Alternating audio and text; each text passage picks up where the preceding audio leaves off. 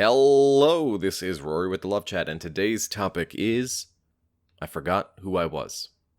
Now, this is video number 144. If you have a question you'd like for me to consider featuring on the channel, please write it in a comment below, and if you enjoy these videos, please subscribe and hit like, as it really does help my channel out, so thank you for that. Also, if you'd like to do a Skype or email coaching, be sure to visit my website, thelovechat.net/coaching. Now then, I forgot who I was in the breakup, in the relationship, in this whole messy situation.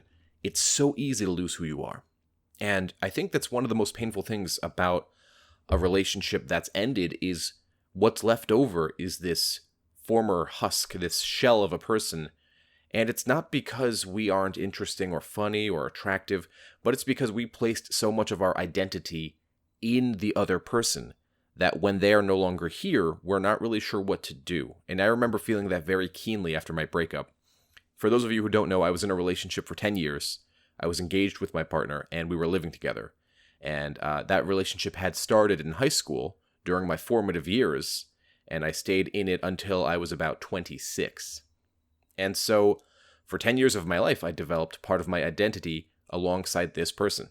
And when the relationship ended, I had no idea who I was. I didn't know what I liked. I didn't know what made me happy. I knew who my friends were, and I turned to them to kind of re-inform me of who I was in the past.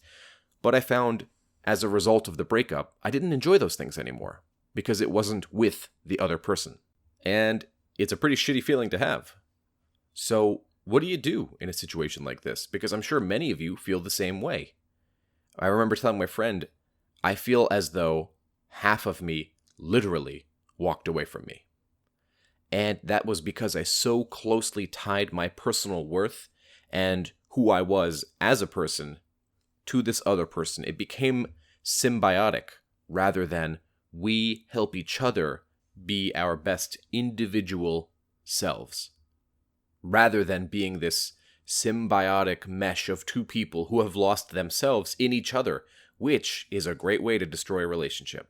Because at the end of it, it's not my friends, it's our friends. It's not my situation, it's our situation. It's not my dog, it's our dog. And that's what really sucks about a relationship that has ended. Because the identity that we could fall back on very often has disappeared, has diminished. Now, this doesn't happen to everybody, so maybe this video is not for you. But for the vast majority of people I speak to, they don't know who they are. And so what do you do about this? Because when you revisit the things that you used to do, you don't derive any joy from them. To this, my recommendation is always the same. Reinvent who you are. This is a chance to rediscover yourself and to recreate, in whatever image you want to be, this new ideal version of you. What do you want to look like? How many muscles do you want? What kind of car do you want to drive? What sort of job do you want? What sort of house would you like to live in? Are you fine with only knowing English? Maybe you'd want Spanish. Maybe you want to learn Japanese, Russian. You get to decide who you are. And that is so fucking cool. And what's more is that from every situation we can derive a lesson.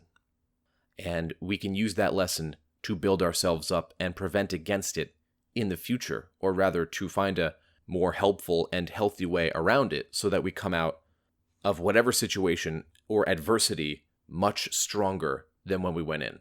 Remember, folks, we operate much better under pressure. We operate much better when there's a goal. And so your goal now is to rediscover who you are. And if you can't rediscover that, then reinvent it. What do you like? What did you used to like and what do you like now? Who do you want to be? Who do you want to hang out with? How many friends do you want to have? You get to decide these things today. So perhaps, at the end of this video, begin to write a list of things that you want, and of things that you used to like that you don't like anymore. Because after you rediscover yourself, you might want to go back and revisit those things and see if you derive any joy from them. Remember that this is a temporary state, and it doesn't feel like it, and most of our thoughts and feelings are informed by our situation, especially our surroundings. And so right now you might be thinking, nothing brings me happiness. And yet, like I say in past videos, the point is to acknowledge how you feel and do what's good for you anyway. Listen, folks, there's never a time where I want to go to the gym. I never want to go to the gym. I go to the gym because I realize that it's good for me. And sometimes denying myself what I want is the best possible thing I could do for myself. It's up to us to fall in love with the process rather than just the goal. That's all I have for today. If you found my video helpful, I'd be very grateful if you'd subscribe and hit like. Please leave a comment below and tell me what topics you want me to cover in the future. Additionally, if you'd like extra videos every week, private live streams with me, and giveaways of my book when it's released, just visit my Patreon, patreon.com/thelovechat. Until next time.